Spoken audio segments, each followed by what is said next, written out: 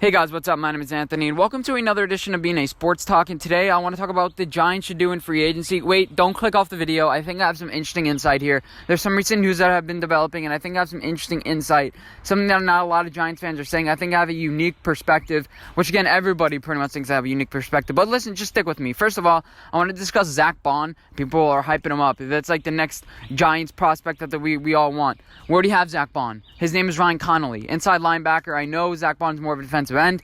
But if you look at their combine stats, they're the exact same player. No, Brett Bielema was looking at him, though. No, he's just facilitating their pro day because he was their ex-outside linebackers coach or whatever position coach that he was. You know, he was just facilitating the thing. I don't want Zach Bond. I really don't. I'd be mad. I'm at the point I'd be mad if we get Zach Bond. We have a guy like O'Shane Ximines on the edge who's a little bit smaller in stature, like a 6'2" speed guy, a little bit of a speed guy. We need a power. We need somebody who could overpower guys. We need a guy who does both. We need like a Chase Young, but we're not going to get him, which is kind of unfortunate.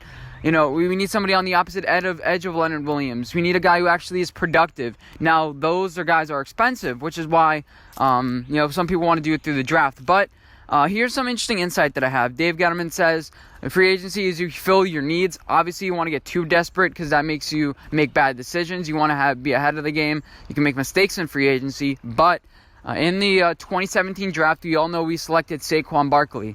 That was the class after the running back class that had guys like Ezekiel Elliott, Alvin Kamara, Dalvin Cook, all these elite guys. I think Freeman as well. Is so many great running backs. Then we drafted, obviously, a running back, Saquon Barkley. 2017, it was a great quarterback class. Baker Mayfield. We don't know just yet. Sam Darnold, Lamar Jackson, Josh Allen, Kyle Allen. Who else? Josh Rosen, who I don't think is that bad. He's just been put in a bad situation. And then the next year, we drafted Daniel Jones. Last year was the defensive tackle draft. You had Ed Oliver, the guy we drafted, Dexter Lawrence, Cleveland Farrell, Nick Bosa, all these guys. Are we going to draft defensive end now? I think it would be irresponsible for us to draft a defensive end. Here's why. So we didn't want to wait for Daniel Jones to drop to 17.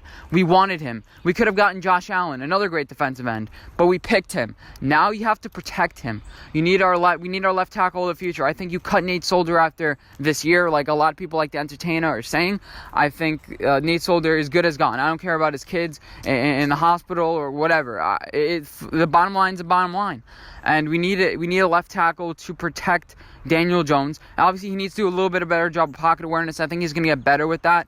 I think our offensive line is going to look way better this year.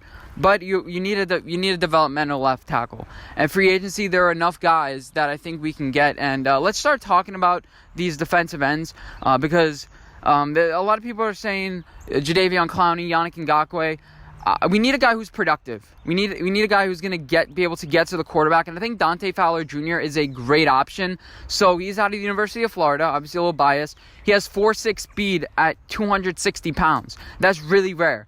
And his first couple years, he had limited snap counts. It was around 50% last year, 80% snap count, and his sacks went skyrocketed. They had 11.5 sacks last year next to Aaron Donald, an elite defensive tackle. And if you think Dexter Lawrence is that guy, if you think Leonard Williams is that guy, if you think Dalvin Tomlinson is that guy, then you pick Dante Fowler Jr. He's going to be able to get to the quarterback. He works in a 4-3-3-4. Doesn't really matter. I think he works more in a 3-4, but he's a physical specimen. He's fast. He's quick. He's going to be able to be productive. And I think with the increased snap count, he's proven he can do that. So Dante Fowler Jr., I'd pay him $13 to $14 million a year.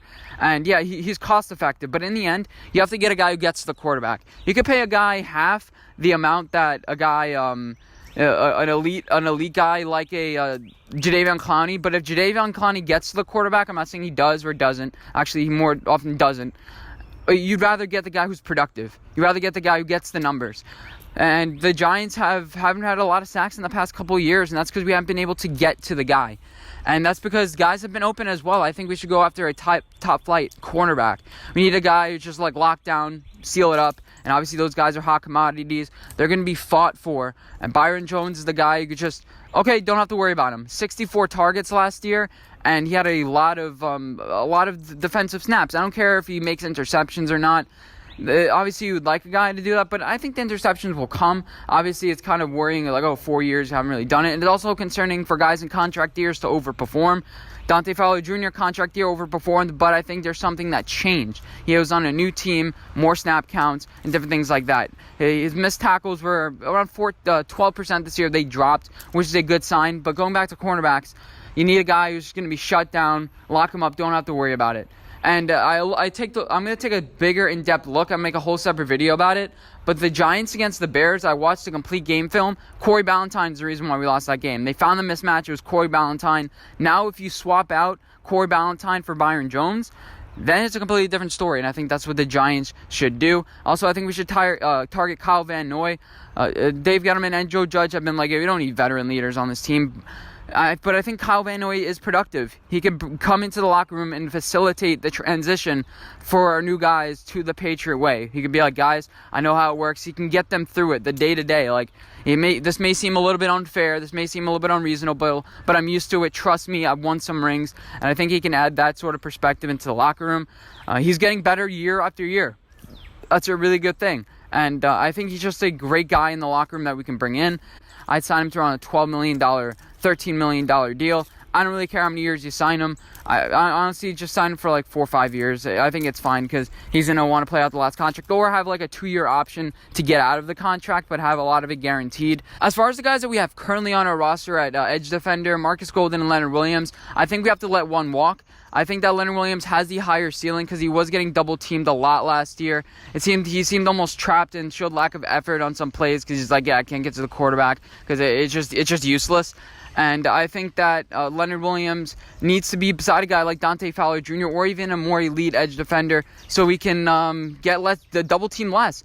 I think he has the higher ceiling than Marcus Golden. Marcus Golden had an above-average season last year.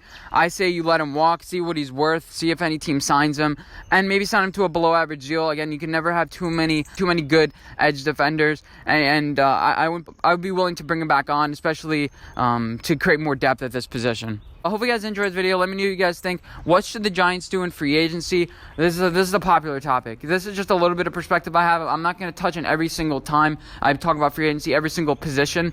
But yeah, I hope you guys did enjoy. Let me know what you guys think, and I'll see you guys in my next video. Bye, guys.